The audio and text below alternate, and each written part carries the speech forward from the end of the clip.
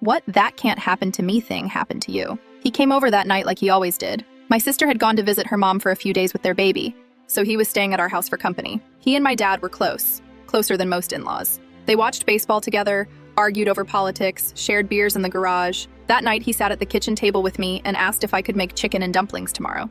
Said he'd been craving it for weeks. He had a second helping of the meatloaf and mashed potatoes I made, helped clear the dishes, and we ended the night watching reruns of King of the Hill until midnight. Nothing was off. Nothing. He laughed at the same jokes he always did, teased me for burning the bread, offered to take out the trash. I went to bed thinking, he seems happier lately, because for a while things had been shaky. He had bipolar disorder, and while he'd been mostly stable for a couple years, we'd gone through rough patches with him before. He'd been hospitalized once when the baby was first born, but after he got on the right medication, things smoothed out. He had a job, he was present, he was engaged. My dad trusted him. We all did. I woke up to sirens. At first, I thought they were outside passing by. Then I heard a scream.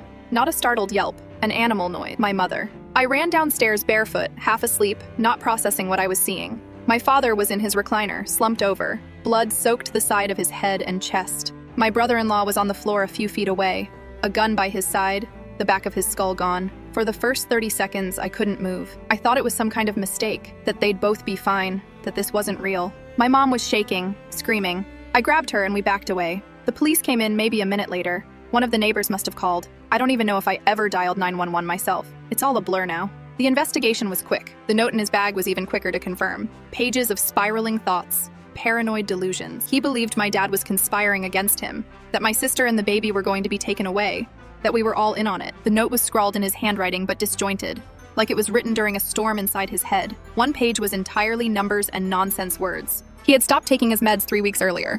We found the full prescription bottle hidden in a shoebox in his car, unopened.